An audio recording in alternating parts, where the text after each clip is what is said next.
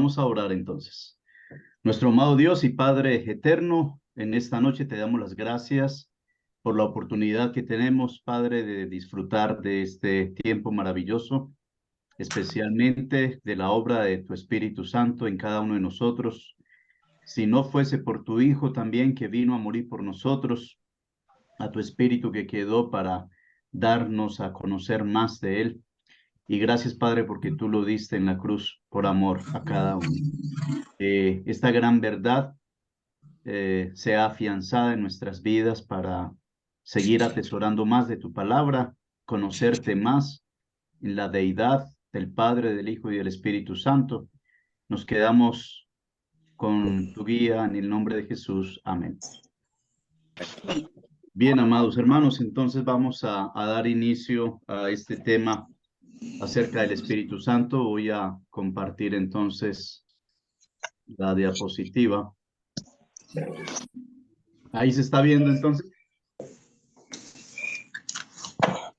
Sí, señor. Sí se ve Sí, bien. señor. Ok.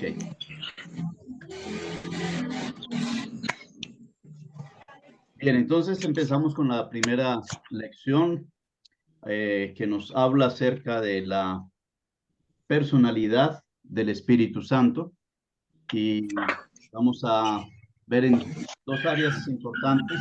Una, quién es Él, su ser, su deidad, su personalidad, dones.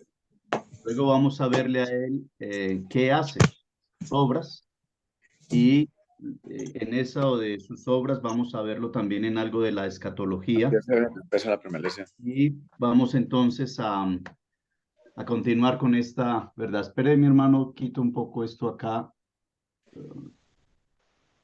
que no alcanzo a ver el listo. Bien, tenemos la neumatología, que es el estudio del Espíritu Santo. Es una manera de decirlo, porque precisamente lo que vamos a ver es a conocer la persona del Espíritu Santo. Y la palabra griega compuesta de dos términos, neuma, que significa espíritu, y logía, que significa tratado o estudio. En este sentido, la neumatología es el estudio de la doctrina del Espíritu Santo, la cual es la parte de la teología que considera la divinidad, la personalidad del Espíritu Santo, así como su acción y participación en la historia de la humanidad desde la misma creación.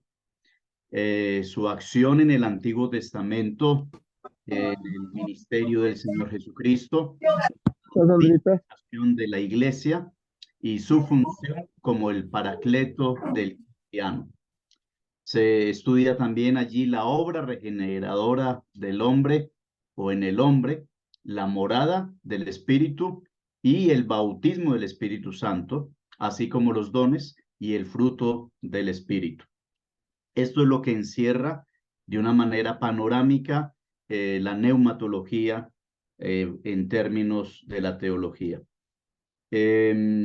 Como decía mi hermano Oscar, en este estudio, cuando hay preguntas, pueden hacerla levantando la manito allí o mandándoselas a mi hermano Oscar o a Julián para luego hacer el desarrollo. Y esperamos que sea de gran bendición iniciar con este panorama. Un hombre llamado Meyer, con respecto a la doctrina del Espíritu Santo, dice lo siguiente: sin embargo, debemos admitirlo, que se trata de la doctrina descuidada.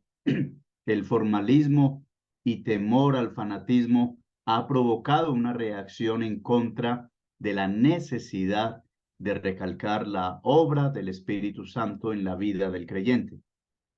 Naturalmente, ello ha dado como resultado la frialdad espiritual, porque no puede haber cristianismo vital aparte del Espíritu Santo. Por tanto, se vuelve importante que como cristianos estudiemos la doctrina.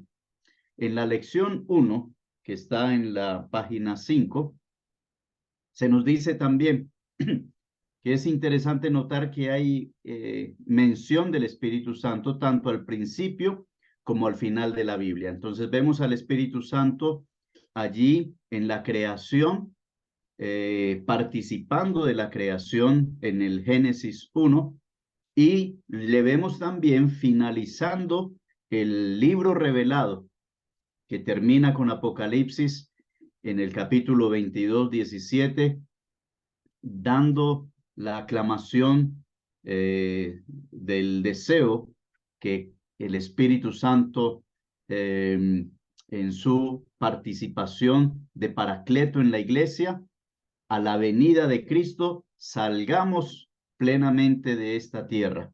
Es el gran anhelo que todo creyente tiene de ver a Cristo, estar con Cristo, no gustar la muerte, pero el Espíritu Santo se puede decir que es el alma de la iglesia.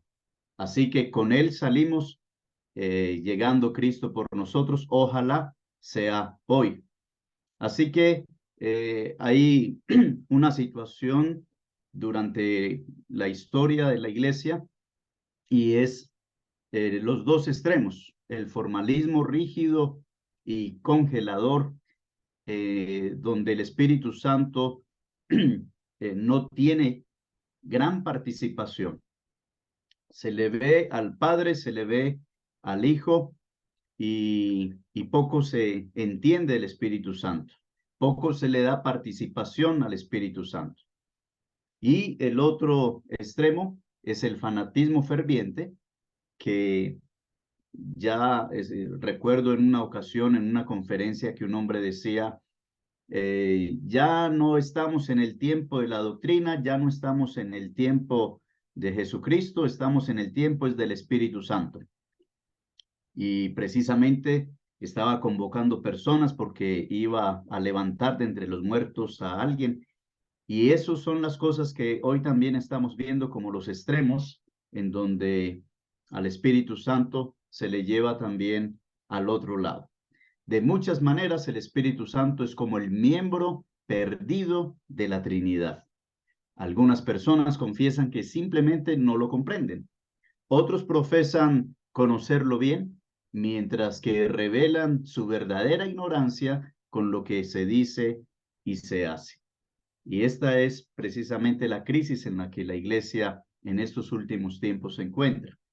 La poca participación coherente, la libertad del Espíritu Santo para obrar en la vida del creyente se hace difícil, tenue, en razón de que más que estar llenos del Espíritu, que es otro tema que vamos a ver, más bien el mundo ha venido llenando ese espacio en la vida de los creyentes. Así que el enemigo está aprovechando grandemente este tipo de desinformación con respecto al Espíritu Santo y de malas prácticas. Sin embargo, el Espíritu Santo es en realidad la persona de la Trinidad, que es de esta manera está más activa que nosotros que ahora. Es una de las cosas que también, mis queridos hermanos, estudiando este material, profundizando un poco más, estaba reflexionando sobre mi propia vida en cuanto a cuánto se deja de disfrutar de la participación del Espíritu Santo en nuestras vidas, cómo Él está tan entretejido en la vida de la iglesia, en el diario vivir, en donde muchas veces no se le está dando a Él la participación y dejamos de disfrutar de las bendiciones que Él imparte para nuestra vida. Bien, entonces vamos entonces también a pensar frente a la manera en que la Escritura nos confirma la personalidad del Espíritu Santo. ¿Qué es lo que hace que el Espíritu Santo sea una persona? Con esto hay gran lucha en cuanto al razonamiento. Nosotros, cuando decimos que Dios es espíritu y luego alguien nos dice que Dios es una persona, entonces entra una confusión, porque estamos viendo a una persona como alguien que tiene cuerpo, que es un ser humano, pero difícilmente estamos pensando de que Dios sea una persona. Es como reducirla a a algo finito cuando Él es infinito. Y, y esa es la lucha que aún mismo en el tiempo de creyentes, llevando 10 años, 15, 30 años, todavía se hace difícil entender cómo puede ser que Dios es persona. Y pues ahora con el Espíritu Santo, menos en razón de que le escuchamos y hemos entendido de Él como Espíritu. Pero aquí vamos a ver precisamente los errores en los que podemos estar cayendo o simplemente confirmar lo que hemos aprendido desde antes, que Él es persona. Entonces, ¿qué confirma la personalidad del Espíritu Santo? Yo quiero dejar claro algo, y es que van a haber algunos comentarios adicionales de lo que no está en el material, simplemente para reforzarlo, pero lógico que nuestra base va a estar sobre el material de Emmaús. Entonces aquí vamos a ver eh, qué confirma la personalidad del Espíritu Santo. Y lo que confirma es su identidad, sus obras, sus atributos, su posición, su designación. Vamos a ver esto de su designación, a qué se refiere. Entonces, le vemos a Él como una persona, y es pensar que una persona no está limitada al cuerpo. Si persona es sinónimo de cuerpo, pues entonces los animales también serían personas, pero los animales tienen cuerpo igual que nosotros y no son personas. ¿Qué hace entonces a una persona? A una persona no la hace el cuerpo, a una persona la hace el intelecto, la capacidad de pensar, las emociones, la sensibilidad, el amor, la rabia puede ser, o la ira, y la voluntad, que tiene que ver con la capacidad de elegir, de decidir. Y la palabra de Dios dice que Él nos hizo a su imagen y semejanza. Y cuando habla de imagen y semejanza, pues no estamos pensando en una imagen física, sino que estamos hablando de una imagen incorpórea que tiene que ver más con el carácter, que tiene que ver más con la personalidad. Y lo que eso nos muestra es que Dios es persona, porque Él tiene intelecto, tiene emociones y tiene voluntad, y eso nos la ha transmitido a nosotros. Ahora el Espíritu Santo es persona, es la tercera persona de la Trinidad. En Juan 16:13 dice, pero cuando venga el Espíritu de verdad, Él os guiará a toda verdad. Él no se pronuncia como una cosa, como un artículo. El pronombre personal es la persona directa en primera persona que nos habla de el Espíritu Santo, porque no hablará por su propia cuenta, sino que hablará todo lo que oyere y os hará saber las cosas que habrán de venir. Así que vemos allí que en esta verdad hay muchas sectas, hay muchos grupos que están negando la personalidad del Espíritu Santo. Los arrianos, que vamos a verlo un poco más adelante, Arrio, que fue más o menos en el año 300 y algo, 360, no recuerdo bien. Él fue uno de los que más promovieron que Jesucristo no es Dios y que el Espíritu Santo tampoco podía hacerlo, que era una fuerza activa. Y hoy en día esta doctrina, esta herejía es transmitida fielmente en cuanto a herejía por la llamada Organización de los Testigos de Jehová.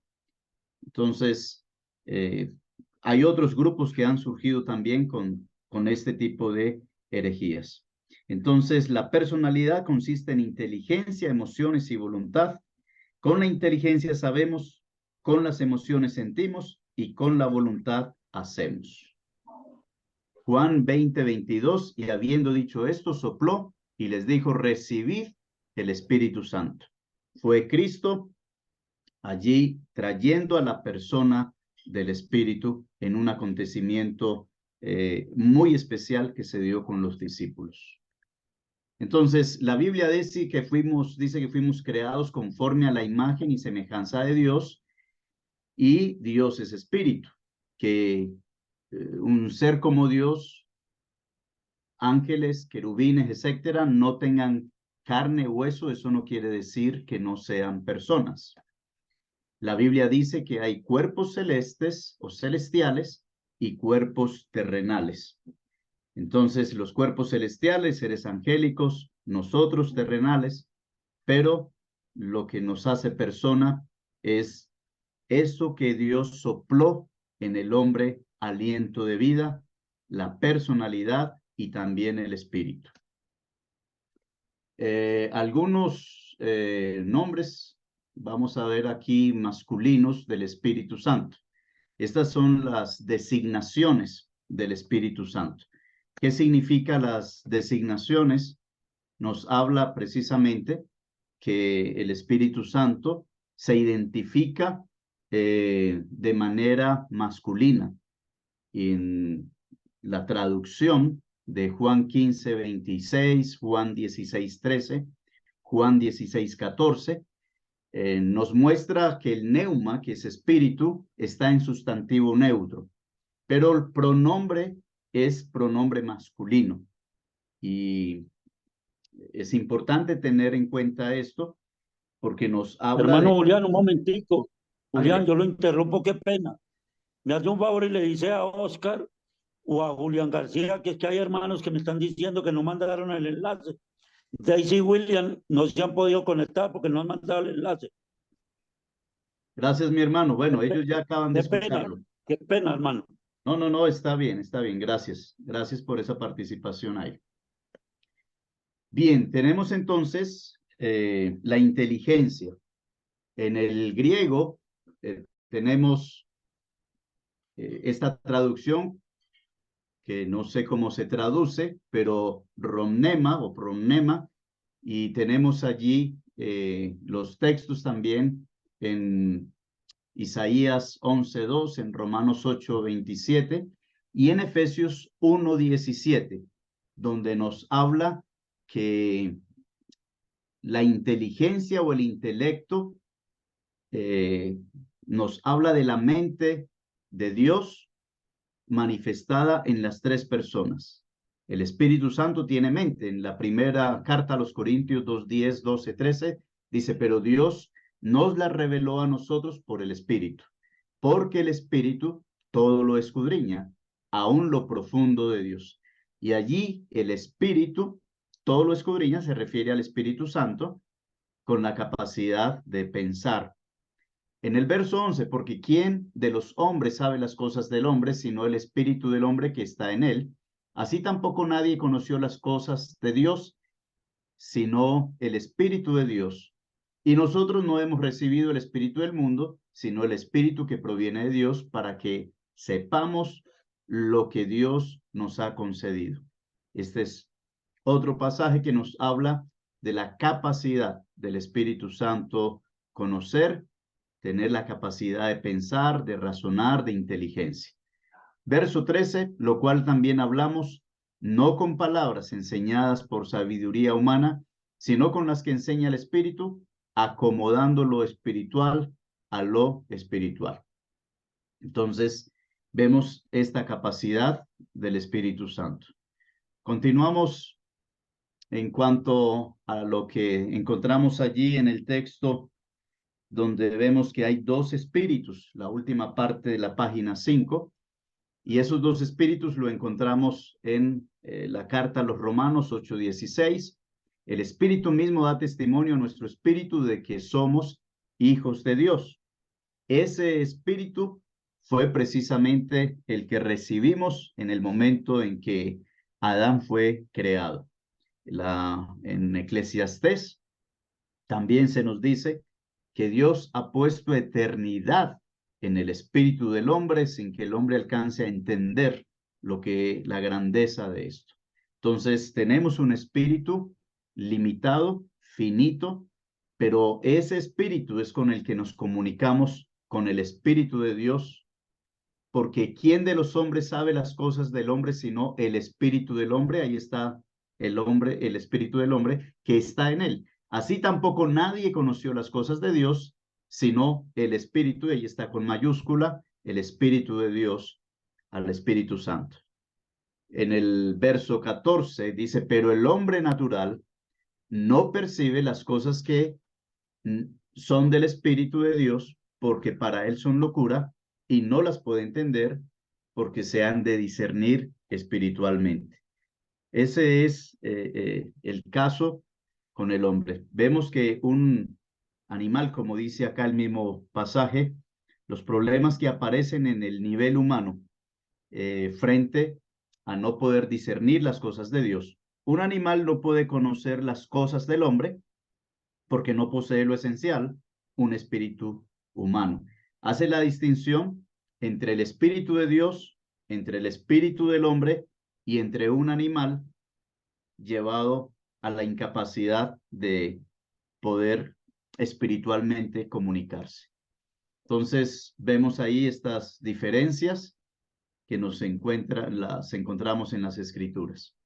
Estos son algunos de los grupos heréticos que han surgido negando la deidad, negando al Espíritu Santo, los monarquianos, luego nos habla de el socianismo, luego los del Jesús solo, el unitarismo, el cristiano unitario, y los arrianos, conocidos como testigos de Jehová.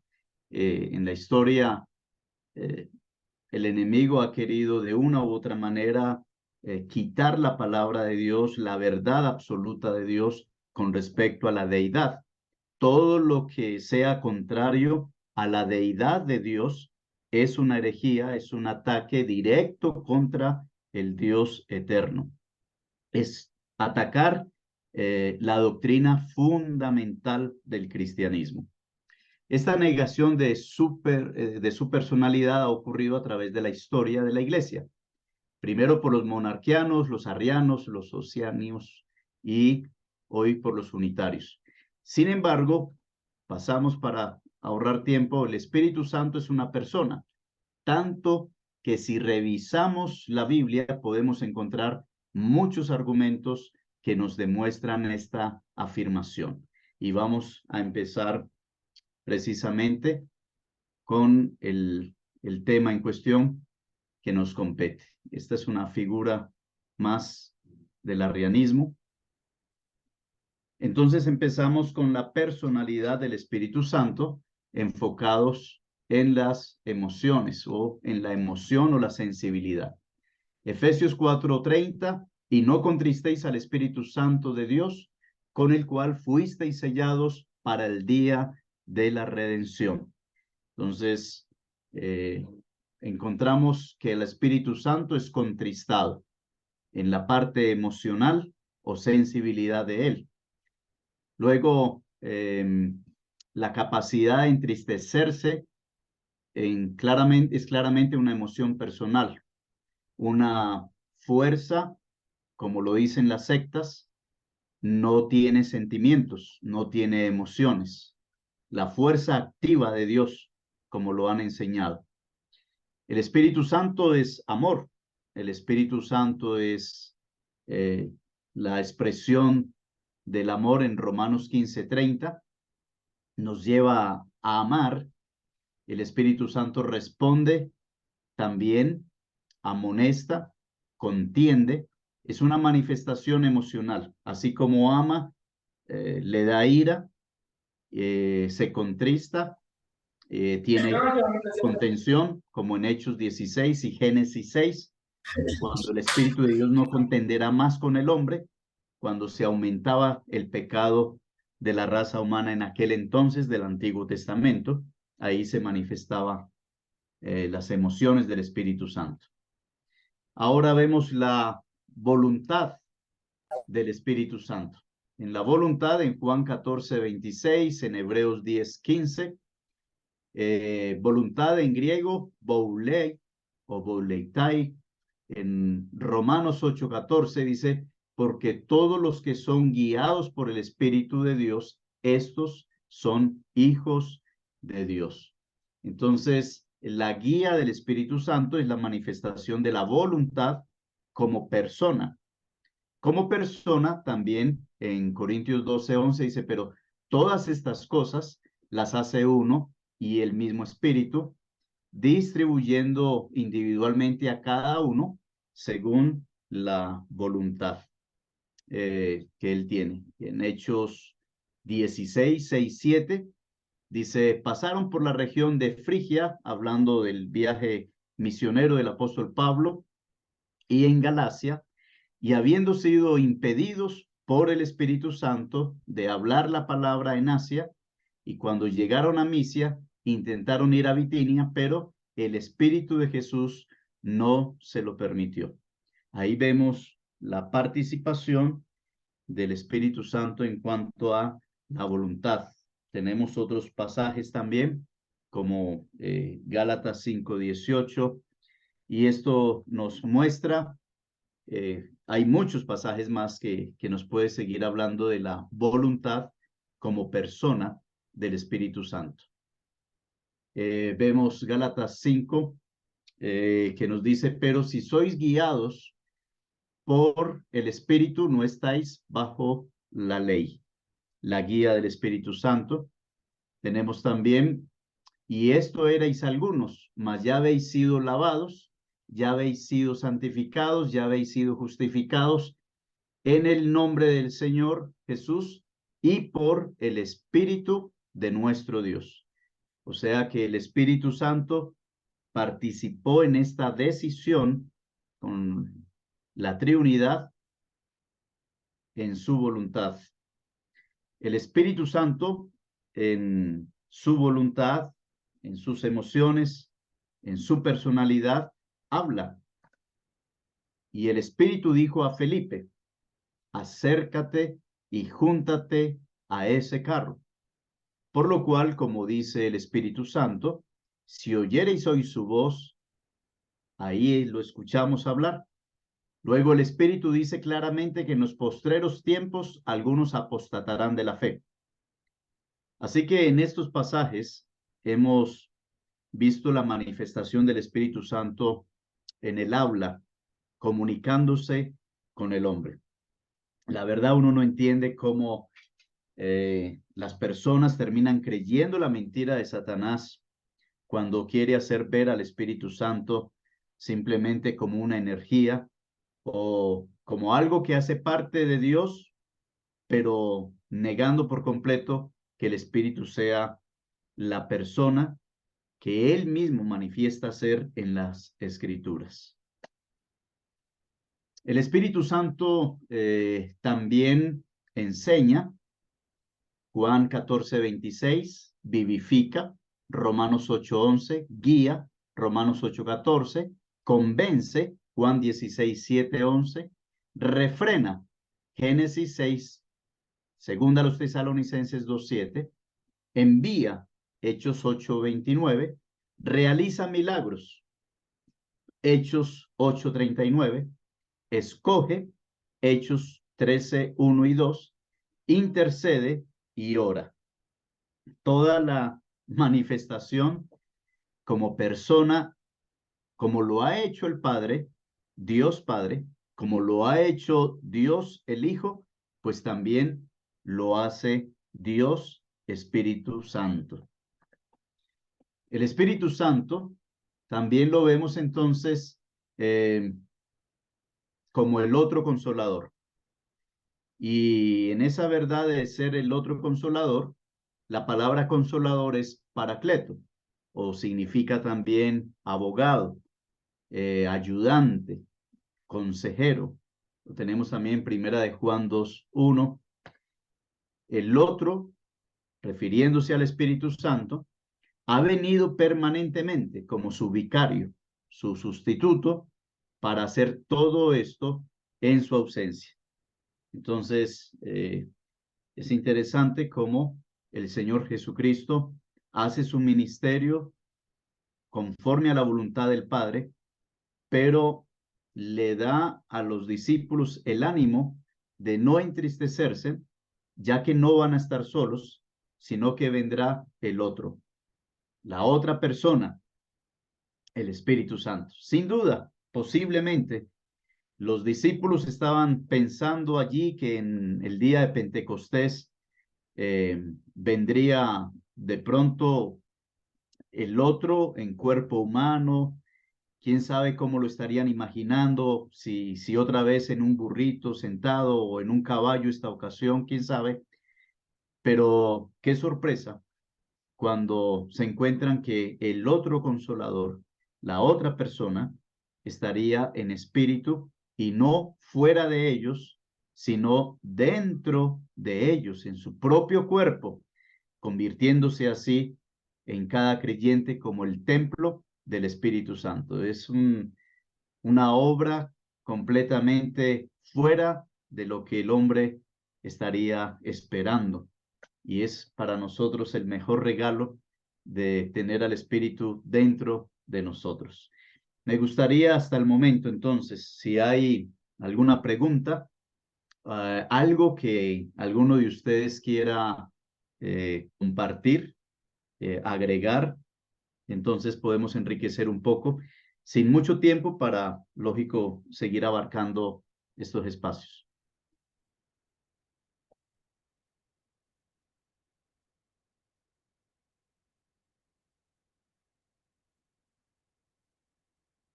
Bueno, veo que todo ha sido claro y vamos entonces a continuar con la segunda parte que nos compete. Veremos a ver. Ok. Entonces entramos acá con la segunda lección, que es la deidad del Espíritu Santo. Vamos a ver allí esto. Aparece en las Escrituras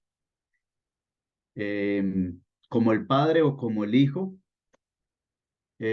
Posee atributos divinos o recibe algún título como Dios. Eso vamos a verlo en esta lección.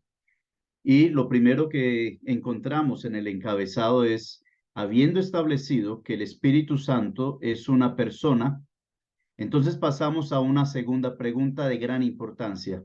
¿Es el Espíritu Santo Dios como persona, pero también como creador, con todos los atributos, omnisciente, omnipotente, todopoderoso? ¿Está en la misma igualdad con el Padre, con el Hijo? Entonces, vamos a continuar con estas verdades. Primero, le vemos a él con una lista acá de los atributos. Entonces, tenemos al Espíritu Santo como eh, eh, la vida. Vamos a ver si puedo señalar acá. Acá, el atributo vida.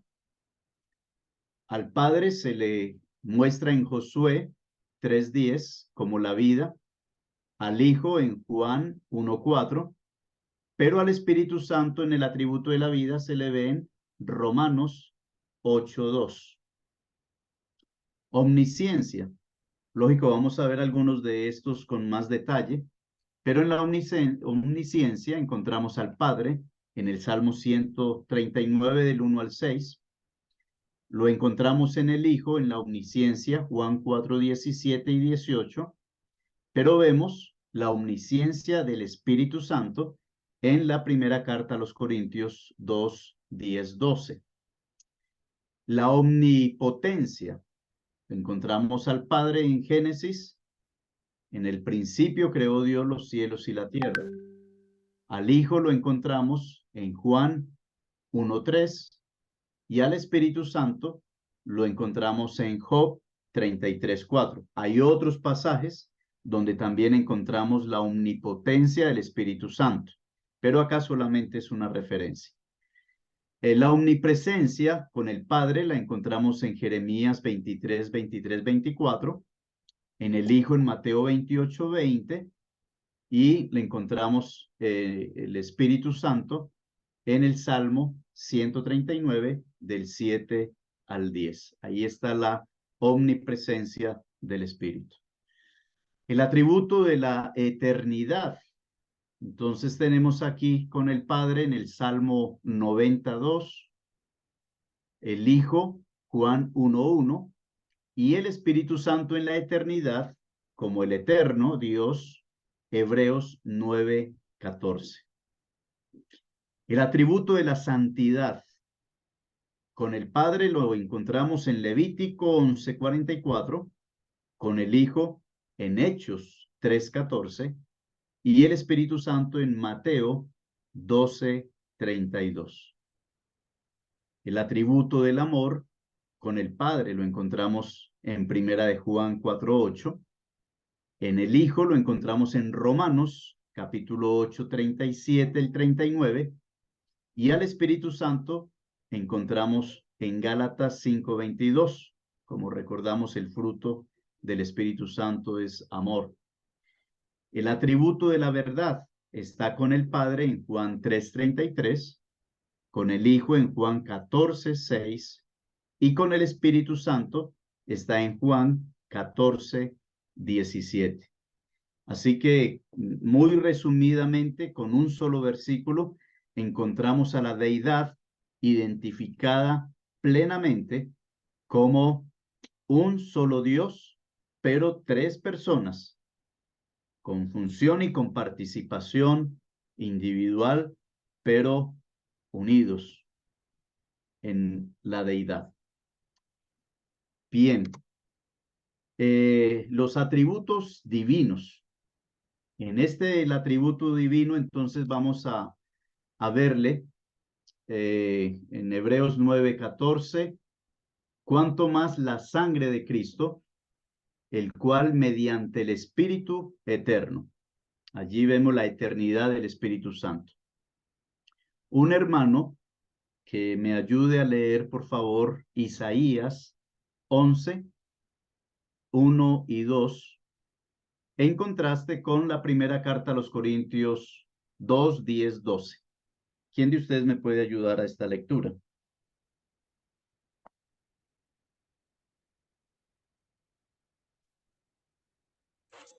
Bien, Juli, primera carta a los Corintios, capítulo 2, versículos 10 al 12. Voy a leerlo de la pantalla. ¿Listo? Bien. Pero Dios nos la reveló a nosotros por el Espíritu. Porque Mi el hermano, Espíritu, perdón, Señor. le interrumpo. Léame primero Isaías 11, 1 y 2, porque es que este Isaías se cumple con la carta a los Corintios. Bueno, Señor, ya mismo leo Isaías. Permítame, por favor, busco Isaías. Capítulo 11, versículos 1 y 2. Saldrá una vara del tronco de Isaí, y un vástago retoñará de sus raíces, y reposará sobre él el espíritu de Jehová, espíritu de sabiduría y de inteligencia, espíritu de consejo y de poder, espíritu de conocimiento y de temor de Jehová. Ahora voy a primera carta a los Corintios, capítulo 2, versículo 10 al 12. Y dice así la palabra del Señor. Pero Dios nos la reveló a nosotros por el Espíritu, porque el Espíritu todo lo escudriña, aún lo profundo de Dios. Porque ¿quién de los hombres sabe las cosas del hombre, sino el Espíritu del hombre que está en él? Así tampoco nadie conoció las cosas de Dios, sino el Espíritu de Dios. Y nosotros no hemos recibido el espíritu del mundo, sino el espíritu que proviene de Dios para que sepamos lo que Dios nos ha concedido. Bien, entonces aquí podemos ver que el Espíritu Santo posee estos atributos divinos que vemos al Espíritu Santo en el Antiguo Testamento con Isaías y lo vemos contrastado el mismo en el Nuevo Testamento.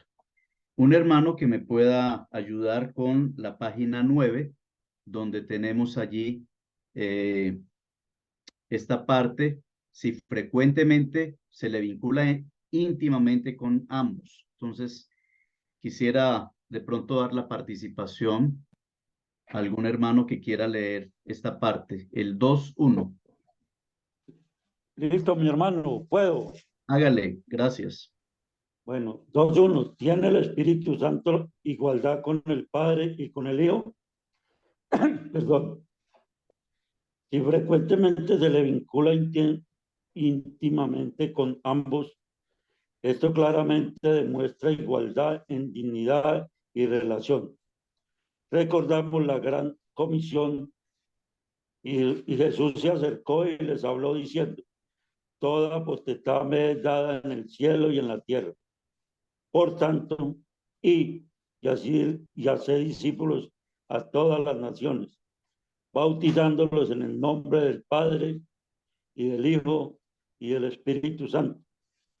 Mateo 28, 18 y 9. Y la bendición apostólica, la gracia del Señor Jesucristo, el amor de Dios y la comunión del Espíritu Santo sean con todos vosotros. Amén. Segunda de Corintios 13, 14.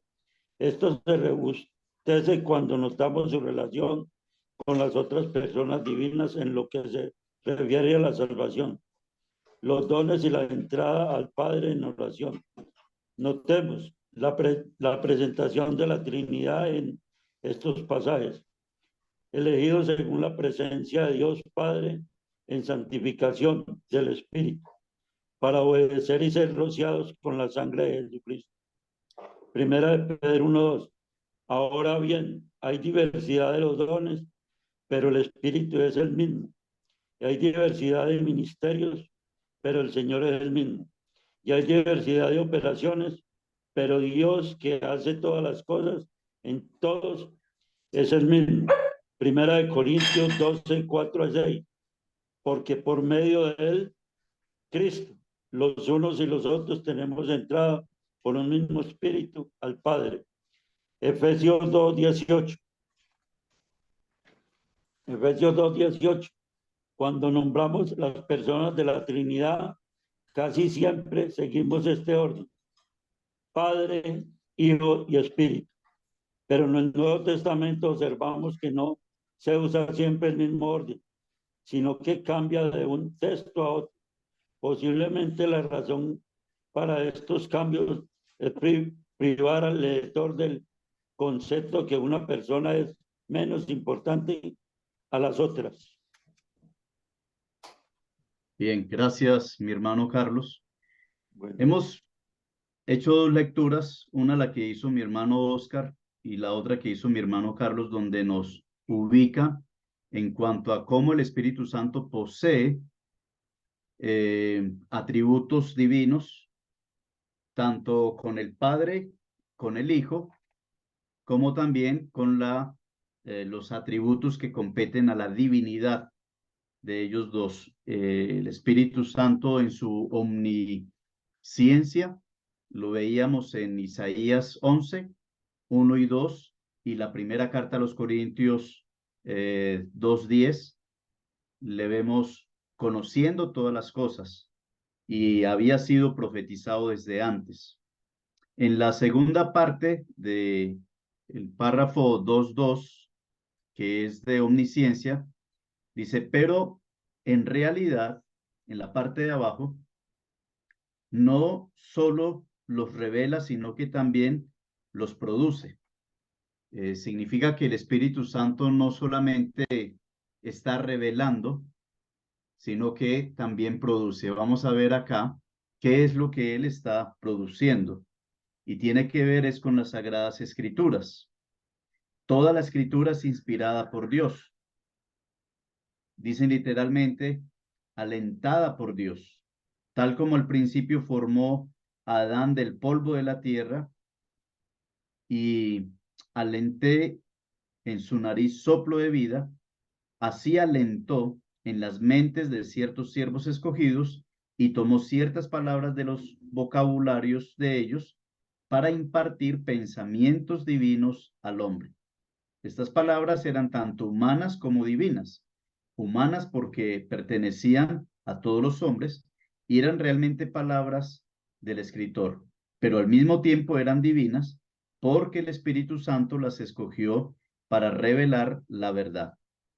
Creemos que este es el significado de las últimas palabras de la primera carta a los Corintios 2:13, acomodando lo espiritual a lo espiritual, y puede traducirse así: comunicando cosas espirituales por medios espirituales. Entonces, el Espíritu Santo le hemos conocido y no hemos tenido problema con esto, con la inspiración de las Sagradas Escrituras. Su inerrancia, su seguridad, es por la participación que el Espíritu de Dios sopla ese entendimiento, esa luz, esa revelación a los hombres mortales, como la carta de Pedro lo expresa. Hombres humanos que fueron inspirados por el Espíritu de Dios, el Espíritu Santo. Entonces, vemos esa realidad, dice Darby. Así que así vemos que los conocimientos sobrenaturales solo podían impartirse por un agente sobrenatural que usará lenguaje cuidadosamente seleccionado.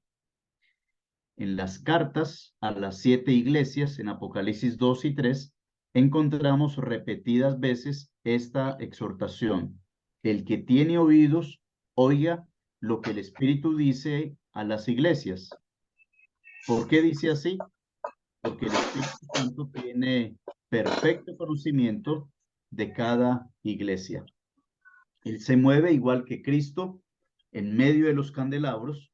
De esa misma manera, el Espíritu Santo está dentro de los candelabros. Somos templo de su Espíritu, por lo tanto, de Él, por lo tanto, Él está dentro de la iglesia. Es también como para notar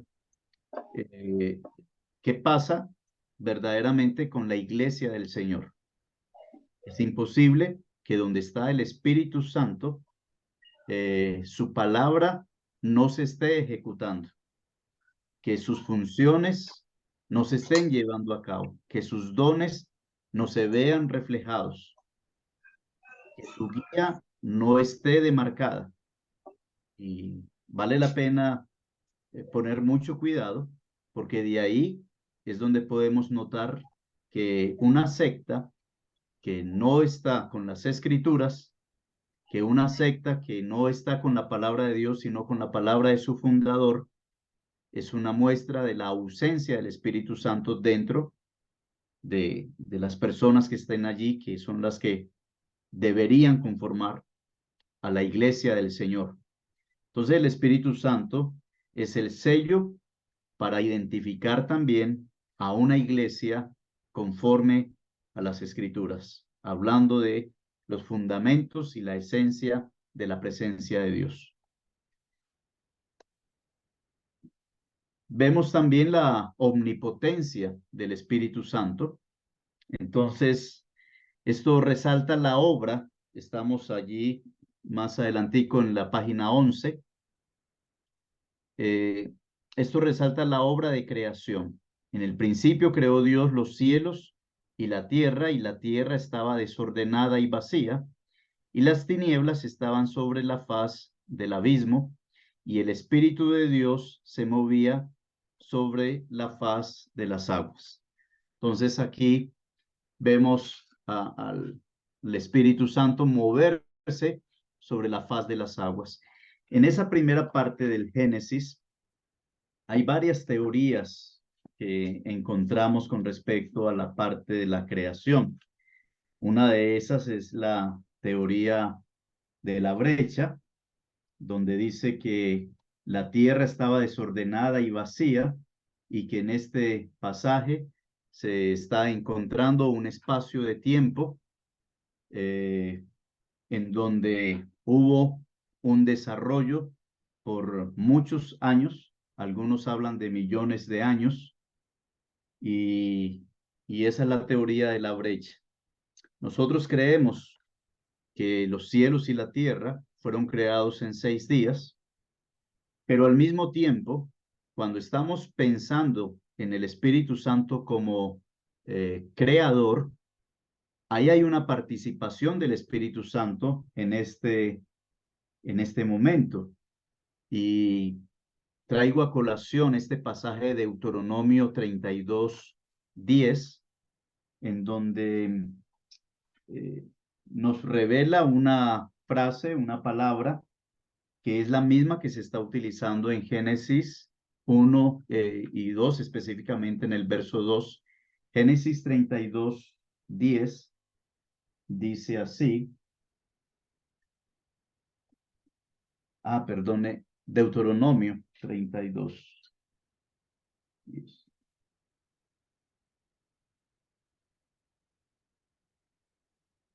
Perdone, no es 10, sino 11.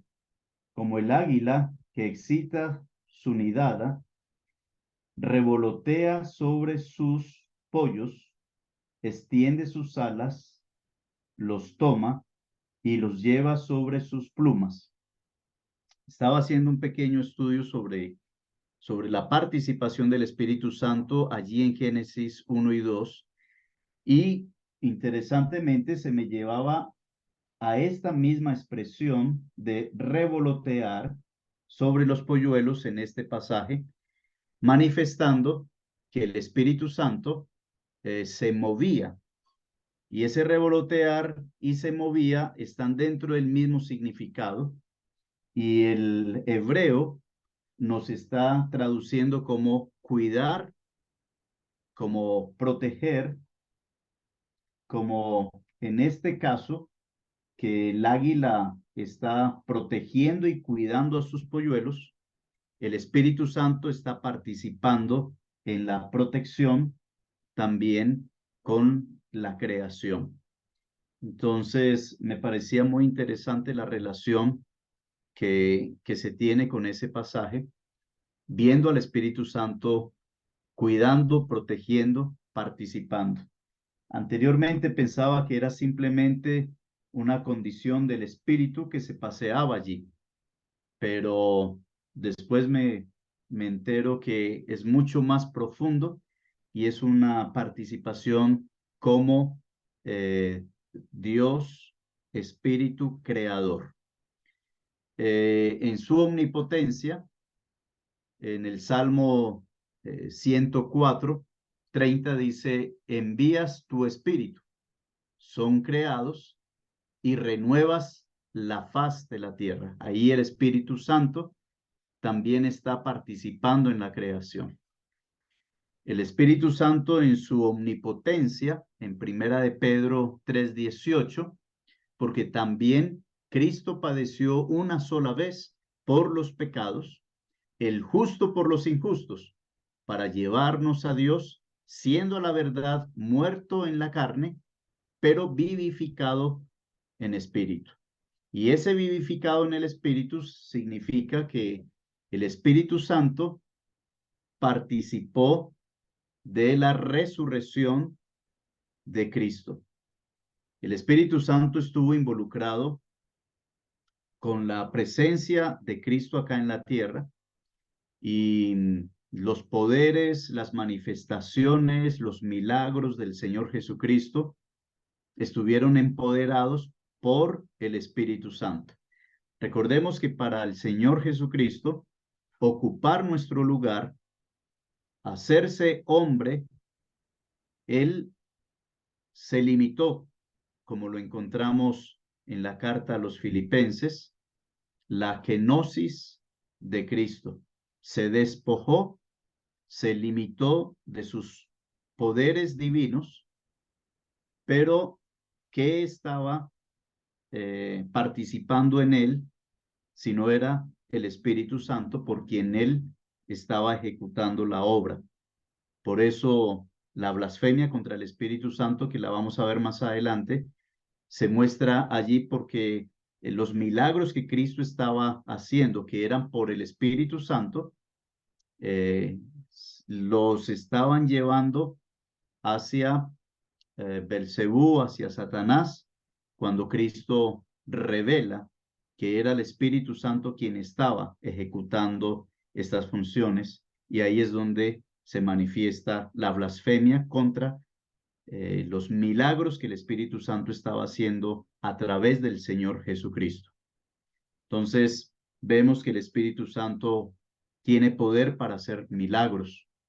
En Romanos 8:11, y si el Espíritu de aquel que levantó de los muertos a Jesús mora en vosotros, el que levantó de los muertos a Cristo Jesús vivificará también vuestros cuerpos mortales por su Espíritu que mora en vosotros. Esta es otra de los regalos grandes que tenemos por parte del Espíritu Santo, y es su poder para también participar en la vivificación de nuestros cuerpos. Entonces, nuestros hermanos en la fe, nuestra familia en la sangre que ha creído en Cristo, si el Señor viene hoy, entonces, primeramente ellos, sus cuerpos serán vivificados por el Espíritu Santo en la transformación, y nosotros, lógicamente, seguiríamos después con ellos a las nubes a recibir al Señor. Ojalá sea hoy mismo ese acontecimiento. Lo anhelamos profundamente. Pero es muy interesante esto. ¿Qué de nosotros hemos pensado en el Espíritu Santo con estas participaciones? Siempre estamos pensando en la venida del Señor Jesucristo, y amén. Estamos pensando en el Padre, por tanto que tenemos que hablar con el Padre, estudiar del Padre, pero del Espíritu Santo, ¿qué sabemos? ¿Qué hace el Espíritu Santo, de lo cual nosotros estamos de pronto ignorando? Y gracias damos al Señor por esta capacitación, por este estudio bíblico que nos lleva a valorar más y más la obra del Espíritu Santo en la vida de la iglesia, en la vida de cada uno de nosotros. Vemos también su omnipotencia en Hechos 8, 38 y 39, y mandó a parar el carro y descendieron ambos al agua. Recordamos el caso de Felipe y el eunuco. Entonces le bautizó Felipe. Cuando subieron del agua, escuche, el Espíritu del Señor, el Espíritu Santo, arrebató a Felipe, y el eunuco no le vio más y siguió gozoso su camino.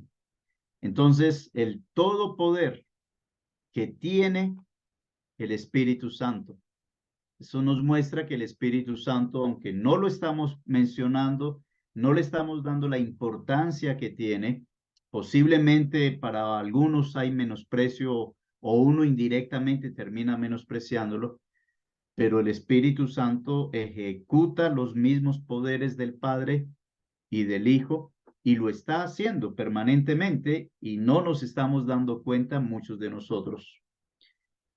Bien, continuamos entonces con esta verdad de la omnipotencia del Espíritu Santo.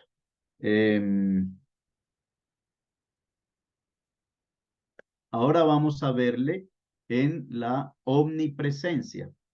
¿Cómo participa el Espíritu Santo? ¿A dónde me iré de tu Espíritu? ¿Y a dónde huiré de tu presencia? El Salmo 139:7. Y es lo que nos lleva a meditar por un momento. Cuán solos a veces nos podemos sentir cuando el Espíritu Santo está ahí presente, guardándonos, protegiéndonos, pero también participando, observando, siendo testigo de cosas en donde un creyente no debe de estar. Y es la parte también de la vergüenza. Al estar Él presente con nosotros en nuestro caminar diario, ¿hacia dónde nos dirigimos? ¿Cuál es nuestro caminar? ¿A dónde estamos llevando al Espíritu Santo? ¿Qué cosas están en nuestro cuerpo, permitimos a nuestro cuerpo? en donde el Espíritu está dentro de él, porque es el hábitat de él, es la casa de él. Es para nosotros pensar que esa omnipresencia, así como nos trae gran privilegio, también nos debe generar gran vergüenza cuando no estamos siendo conscientes de, de lo que el Espíritu Santo está viviendo en nuestro mal proceder. Y más adelante vamos a verle en sus reacciones contristado, entristecido, apagado. Y bueno, continuamos entonces con esta otra verdad de Juan 14:17. El Espíritu de verdad, el cual el mundo no puede recibir porque no le ve ni le conoce, pero vosotros le conocéis porque mora con vosotros y estará en vosotros. Aquí está, en el momento en que el Señor Jesús está hablando a tiempo futuro, porque todavía la cruz no ha llegado, todavía Él no ha partido al Padre y todavía el Espíritu Santo no ha descendido plenamente. Pero ahora nosotros vemos ya hacia atrás como un retrovisor, pero estamos en el presente disfrutando en que mora con nosotros, que está en nosotros permanentemente. La omnipresencia del Señor. Vemos también ahora el punto 3, pero no, antes de este 3, veamos acá. El 2:3, ¿recibe alguna vez el Espíritu Santo el título de Dios? Es interesante, estamos en la página 11. Es interesante notar que en las Escrituras las tres personas de la Trinidad reciben el título Señor. Por ejemplo, Cristo se dirige al Padre diciendo, Padre, Señor del cielo y de la tierra. Mateo 11:25. El Hijo es Señor. Hechos 2:36, Romanos 10:9. Y también el Espíritu bendito, como hemos visto antes, Señor, es decir, Maestro o Amo Supremo. Se aplica por igual a cada persona, así como la palabra de Dios. O sea, el Espíritu Santo recibe este título, esta categoría de la deidad misma, es parte de la deidad. Otra prueba muy convincente de su deidad aparece en Hechos 5, 3 y 4, donde escuchamos a Pedro diciendo, ¿por qué llenó Satanás tu corazón para que mintieses al Espíritu Santo? No has mentido a los hombres, sino a Dios. En conclusión, afirmamos la verdad que esta gloriosa persona que está en el mundo como el vicario de Cristo durante su ausencia, a quien el Señor se refiere llamándole otro consolador, ocupa un lugar de divina igualdad con el Padre y con el Hijo. Entonces, estos títulos los encontramos allí. La deidad del Espíritu Santo ha sido negada por muchos grupos heréticos, como lo habíamos dicho ahora, desde los primeros siglos de la Iglesia. En el Concilio de Nicea, la Iglesia del tercer siglo se reunió para reafirmar sus creencias ante la herejía que se estaba levantando, y en el famoso Credo de Niceo se declara la creencia de que el Espíritu Santo es Dios. Y quise traer este comentario a colación porque precisamente en este concilio se demarca la herejía y se establece una verdad que ya está en las Escrituras, pero estaba generando por parte del enemigo no solo las divisiones de la iglesia, sino un concepto completamente herético de Cristo aún mismo del Espíritu Santo. Creo en el Espíritu Santo, Señor y dador de vida, que procede del Padre y del Hijo. Con el Padre y el Hijo recibe una misma adoración y gloria, y que habló por los profetas. Esto significa que al igual que el Padre y el Hijo, merece la misma adoración porque es Dios. Revisemos los argumentos a favor de la divinidad del Espíritu Santo. Entonces aquí tenemos unos pasajes.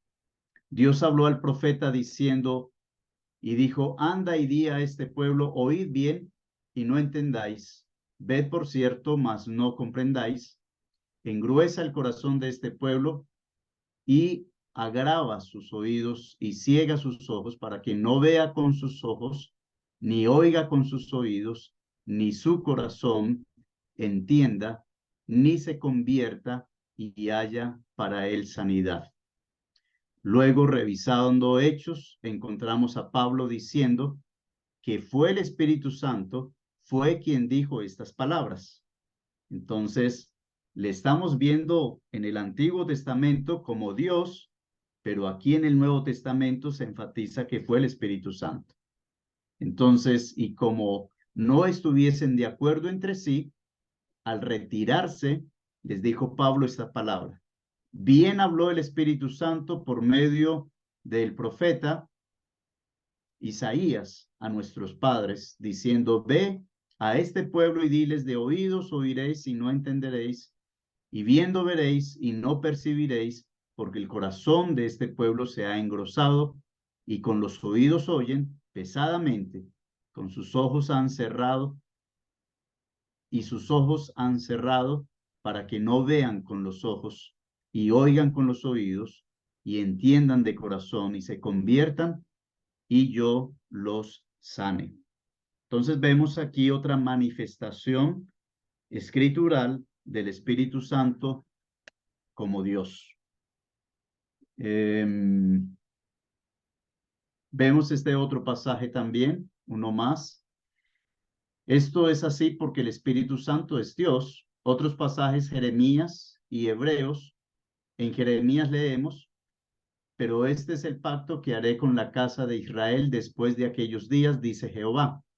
Daré mi ley en su mente y la escribiré en su corazón, y yo seré a ellos por Dios, y ellos me serán por pueblo, y no enseñará más ninguno a su prójimo, ni ninguno a su hermano, diciendo: conoce a Jehová, porque todos me conocerán, desde el más pequeño de ellos hasta el más grande, dice Jehová, porque perdonaré la maldad de ellos y no me acordaré más de su pecado. Luego el autor de la carta a los Hebreos dice que fue el Espíritu Santo el que dijo estas palabras.